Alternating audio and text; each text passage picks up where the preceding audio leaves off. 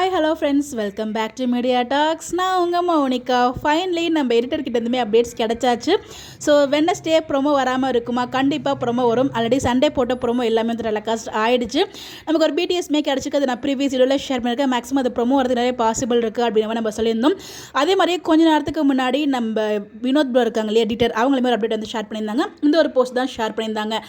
MN promo loading அப்படின்னு சொல்லிட்டு maybe edit பண்ணிட்டு இருப்பாங்க போல ப்ரோமோ கண்டென்ட்டு. ஸோ அதை வந்து கூடிய சீக்கிரம் வரப்போகுது. ஸோ கன்ஃபார்மாக இன்றைக்கி ப்ரோமோ வந்து இருக்குங்க. அதுக்கு வந்து இவங்க வந்து அஷூரன்ஸ் கொடுத்துருக்காங்க. ஸோ ரொம்ப ரொம்ப thanks bro for giving update. Back to back வந்து நமக்கு டேரக்டர் சைட்லேருந்து, எடிட்டர் சைட்லேருந்து, அப்புறம் ரைட்டர் சைட்லேருந்து அப்டேட்டில் கிடைக்கும்போது ரொம்பவே ஹாப்பியாக இருக்குது. நம்மள மாதிரி அவங்களும் எந்த அளவுக்கு லவ் பண்ணுறாங்க அப்படின்னு பார்க்கும்போது அவ்வளோ ஒரு ஹாப்பினஸாக இருக்குது. அது சொல்ல முடியாத ஒரு ஹாப்பினஸ்.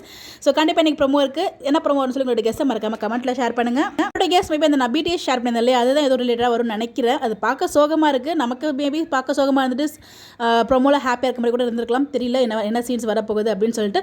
அவங்க ஷேர் பண்ண போஸ்ட்டில் வந்து பார்த்தீங்கன்னா ப்ரோமோக்கு ரிலேட்டடாக எதுவும் இல்லை, ஏதோ டிஃப்ரெண்ட்டாக ஏதோ வந்து இது ஒயரிங் ரிப்பேரிங் பண்ணிட்டு இருக்க மாதிரி வந்து காமிச்சிருந்தாங்க. ஏன்னா நமக்கு தெரியல. பட் பார்ப்போம் என்ன மாதிரி ப்ரோமோ ரிலீஸ் பண்ணுறாங்க அப்படின்னு சொல்லிட்டு. ஸோ உங்களோட கெஸ்ஸை மறக்காமல் கமெண்ட்டில் சொல்லிட்டு போங்க. Bye by.